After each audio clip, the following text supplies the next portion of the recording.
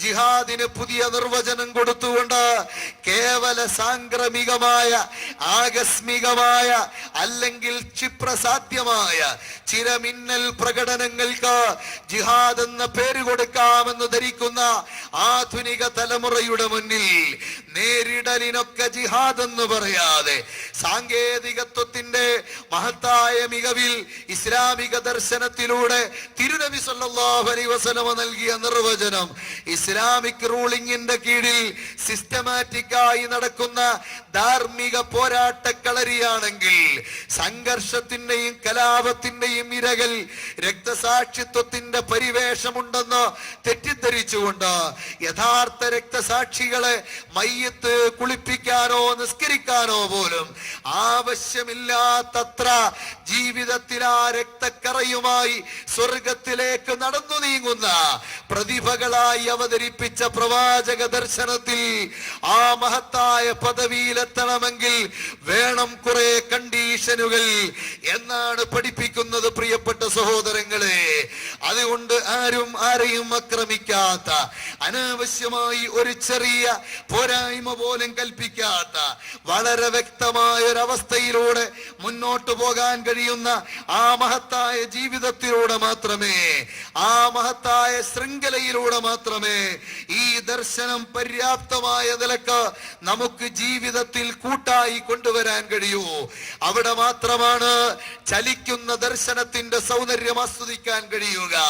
അതുകൊണ്ട് എന്റെ മുഅ്മിനീങ്ങളോട് പറയാനുള്ളത്, ഈ ദർശനത്തിന്റെ ബ്യൂട്ടി നാം അനാവരണം ചെയ്താൽ പോരാ. പ്രസംഗിക്കുന്ന പാവപ്പെട്ട ഞാനും കേൾക്കുന്ന നിങ്ങളും ഒരുപോലെ ആ ദർശനത്തിന്റെ വക്താക്കളായി മാറാൻ ശ്രമിക്കുക. അർഹമുർറാഹിമായ റബ്ബ് മഹാനായ റസൂലുള്ളാഹി സ്വല്ലല്ലാഹു അലൈഹി വസല്ലമ തങ്ങളിലൂടെ പരിശുദ്ധ റമദാൻ എന്ന മഹത്തായ ഈ വേളയിൽ നിശ്ചയിച്ച നോമ്പിന്റെ സവിശേഷത തന്നെ സാമൂഹ്യമായ ഒരു വലിയ ജീവകാരുണ്യത്തിന്റെ മുന്നേറ്റമാണ്.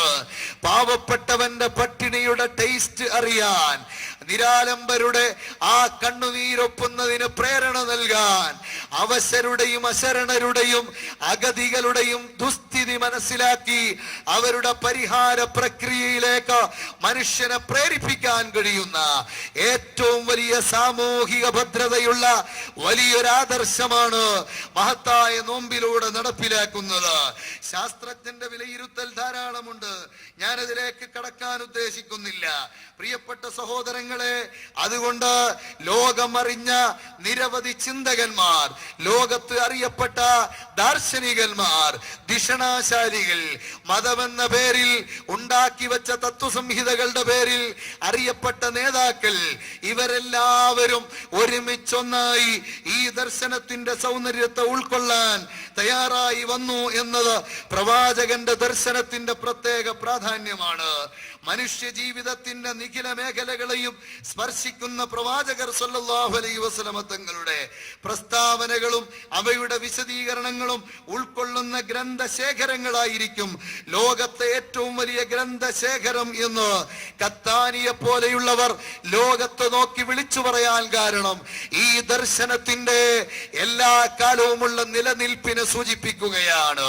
കേവലം ഒരു കാലഘട്ടത്തിനല്ല, കേവലം ഒരു ഭൂപ്രദേശത്തിനല്ല, അവസാന ശ്വാസം വരെയും അവസാന നാളുവരെയും വൈയക്തിക മേഖലയിലും ലോകത്തിന്റെ ജനറൽ മേഖലകളിലും പോലെ നിലനിൽപ്പിന് അർഹതയുള്ള മഹത്തായ ആദർശമാണ് മഹാനായ മുഹമ്മദുർ റസൂലുള്ളാഹി സ്വല്ലല്ലാഹു അലൈഹി വസല്ലമ തങ്ങളിലൂടെ വന്നത്. അതിന്റെ സൗന്ദര്യം ശരിക്ക് ബോധ്യപ്പെടാൻ, ജീവിതത്തിൽ അത് പകർത്തിയെടുക്കാൻ അല്ലാഹു സുബ്ഹാനഹു വ തആല നമുക്ക് തൗഫീഖ് നൽകുമാറാകട്ടെ. സോഷ്യൽ ലൈഫിൽ ഈ ദർശനത്തിന് മുൻതൂക്കം നൽകാനും ഏത് സാമൂഹ്യ ജീവിതത്തിന്റെ മേഖലയിലും സാമ്രാജ്യത്വത്തെ പുൽകാനോ പരിഷ്കാരത്തെ പുൽകാനോ പാശ്ചാത്യന്റെ ഭരണ മേഖലകളെ ആശ്രയിക്കാനോ അതല്ലെങ്കിൽ പാശ്ചാത്യന്റെ വേഷവിധാനങ്ങളെ പിന്തുടരാനോ മുസ്ലിം ലോകത്തിന് പ്രവാചക ദർശനത്തിന്റെ അനുയായിക്ക് ആവശ്യമില്ല എന്ന ബോധത്തോടെ വിശുദ്ധ റമദാന്റെ ഈ രാത്രിയിൽ നിങ്ങൾ ആലോചിക്കുക. ആലോചിച്ചു നോക്കാം. പ്രായോഗികവൽക്കരണത്തിന് ഇറങ്ങിത്തിരിച്ച പ്രോദ്ധാരകരായ മഹാന്മാരായ അനുയായികൾ ഈ മേഖലയിൽ എവിടെ നിൽക്കുന്നു എന്ന് ബദർ ഒരു ചെറിയ ബറക്കത്തിന് വേണ്ടി നമുക്ക് മനസ്സിലാക്കാം. സയ്യിദുനാ ജഅഫർ ഇബ്നു അബീ ത്വാലിബ് റളിയല്ലാഹു അൻഹു. എല്ലാവരും ഒന്ന് എഴുന്നേറ്റ് നിൽക്കുക.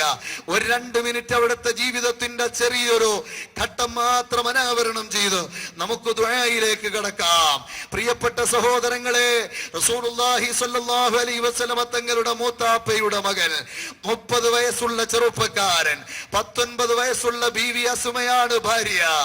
ഈ ഘട്ടത്തിലാണ് മൂത്ത തിരുനാങ്കണത്തിലെ ധർമ്മ പോരാട്ടത്തിന് സെലക്ട് ചെയ്യപ്പെടുന്ന ഒരു SYS കാരനായി, ഒരു സുന്നത്ത് ജമാഅത്തിന്റെ പ്രതീകമായി ബഹുമാനപ്പെട്ട ജഅഫർ ഇബ്നു അബീ ത്വാലിബ് രംഗത്ത് വരുന്നത്. അവിടത്തോടുള്ള നിർദ്ദേശം എന്താ? നീയും അതുപോലെ ബഹുമാനപ്പെട്ട അബ്ദുല്ലാഹി ഇബ്നു റവാഹയും സെയ്ദ് ഇബ്നു ഹാരിസയും രക്തസാക്ഷിയായാലും ഈ പടക്കളം നിർജീവമാകരുത്.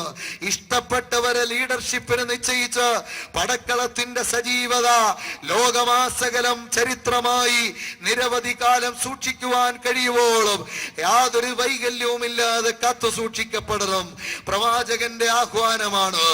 ഇത് കേട്ടുകൊണ്ട് വീട്ടിലേക്ക് പോയി അനുമതി ചോദിച്ചു വരാൻ പറയുന്നു. ആ സമയത്ത് ബഹുലമായ സംഭവമാണ്. ഞാനതിന്റെ വിശദീകരണത്തിലേക്ക് പോകുന്നില്ല. പ്രിയപ്പെട്ട സഹോദരങ്ങളെ, അതാ തന്റെ വീട്ടിലേക്ക് വന്ന് അനുമതി ചോദിക്കുന്ന വേളയിൽ പ്രിയപ്പെട്ട തന്റെ ഭാര്യ ഇസ്ലാമിക ധാർമ്മിക പടക്കളത്തിലേക്ക് പോകാൻ ചീഫ് കമാൻഡർഷിപ്പിന് തയ്യാറായി നിൽക്കുന്ന ഭർത്താവിനോട് പറയുന്നു, പ്രഭോ, നിങ്ങളെ കാത്തിരിക്കുന്ന ധാർമ്മിക കാഹളത്തിന് ചെവിയോർക്കുക, അവിടേക്ക് ചെല്ലുക. ആ ദർശനത്തെ മരണം മുന്നിൽ കാണുന്ന സമയത്ത് പോലും വാരിപ്പുണരാൻ, മാറോടണയ്ക്കാൻ പക്വമായ ദർശനം തന്നെ. ആ ദർശനത്തിന്റെ നായകൻ പ്രവാചകരാണല്ലോ നിങ്ങളെ വിളിച്ചത്. ഈ പാവപ്പെട്ട സുമാന്റെ വാക്കുകൾക്ക് വേണ്ടി കാത്തു നിൽക്കണ്ട പ്രഭോ.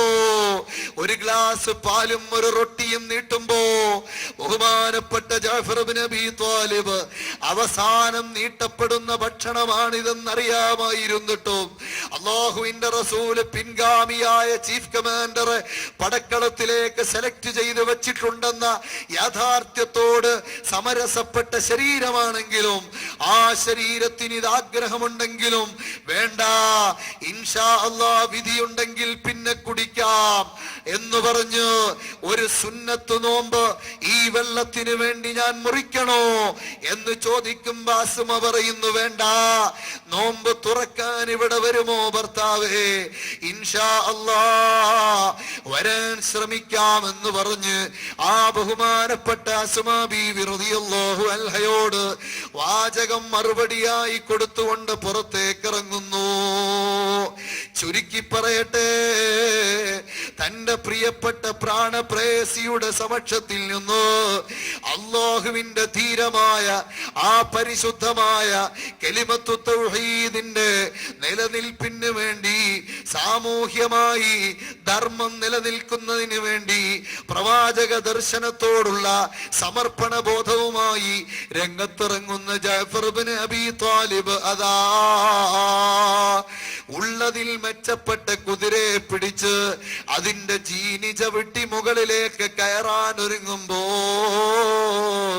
പിറകിൽ നിന്നൊരു വിളി കേൾക്കുന്നു, അബീ, എന്റെ ഉപ്പാ. ഒരു ചോര കുഞ്ഞിന്റെ വിളിയാണ് മക്കളെ.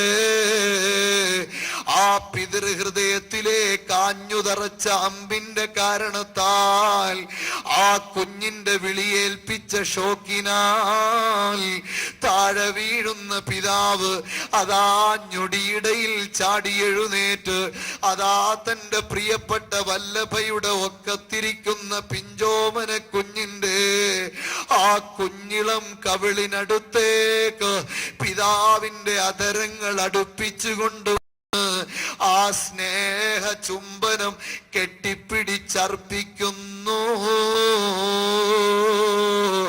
മലപ്രാവശ്യമാ ചുണ്ടെടുത്തു മാറ്റി ആ സ്നേഹ ചുംബനങ്ങളുടെ ഊഷ്മാവിന് നിന്നോന്നതമായ സാഹചര്യം സൃഷ്ടിക്കണമെന്ന് കരുതിയ ജഅഫറിന് ആ ചുണ്ട് എടുക്കാൻ കഴിയുന്നില്ല. ആ സമയത്ത് ബഹുമാനപ്പെട്ട അസ്മാ ബീവി റളിയല്ലാഹു അൻഹാ ജഅഫറിന്റെ അധരവും ആ കുഞ്ഞിന്റെ കവിളും തമ്മിൽ പറിച്ചു മാറ്റിക്കൊടുക്കുന്നു.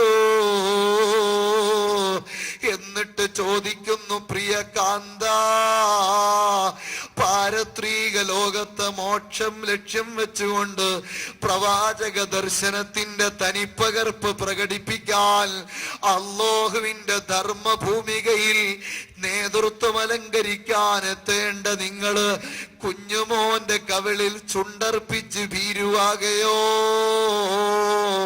അതാ പ്രിയപ്പെട്ട ആ ഭാര്യയുടെ വാചകങ്ങൾ ഒരു ഉൾക്കരുത്തായി മാറിയ ജഅഫർ പെട്ടെന്ന് തന്നെ ബോധോദയത്തോട് ആ കുതിരയുടെ പുറത്തേക്ക് വീണ്ടും കയറി ആ പ്രിയപ്പെട്ട ഭാര്യയോട് പറയുന്ന, സുമാ,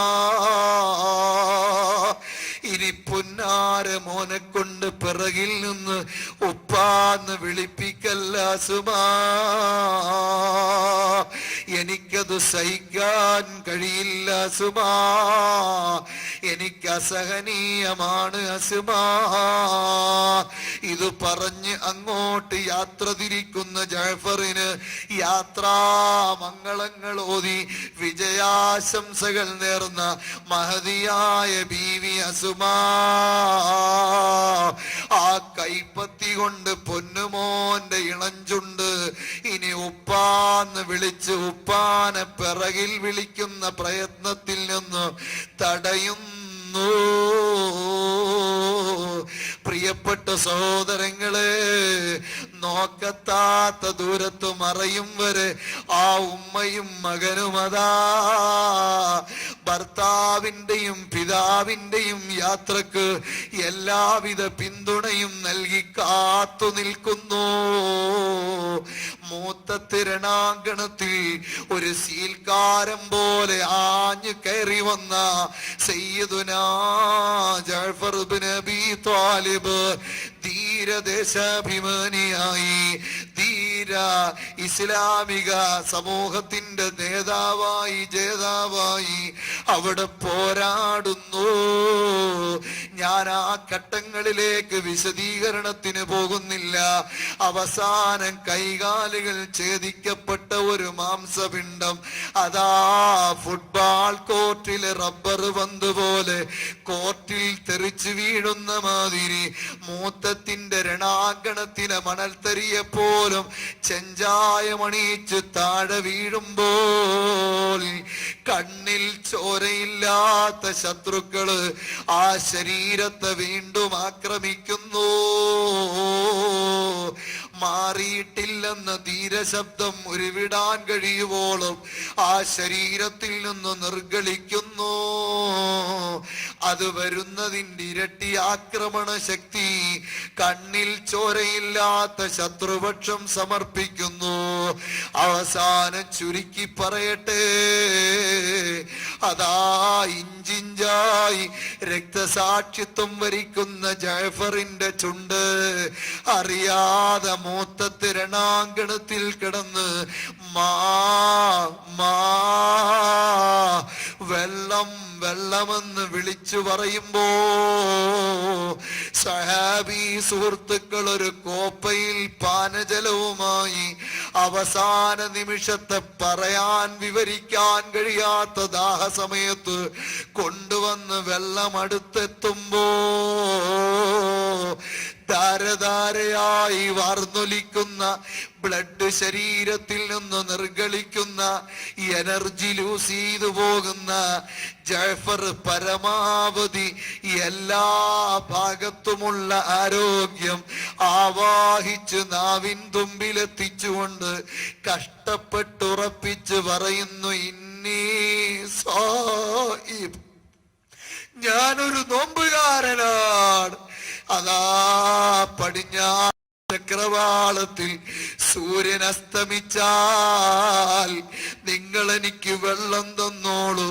പക്ഷേ ഇപ്പൊ ഞാൻ നോമ്പുകാരനായതുകൊണ്ട് വെള്ളം ഇപ്പൊ ചുണ്ടെത്ര യാചിച്ചാലും തരല്ലേ തരല്ലേ എന്ന അർത്ഥത്തിൽ ഒരൊറ്റ വാക്ക് ബഹുമാനപ്പെട്ട ജഅഫർ ഉച്ചരിക്കുന്നു.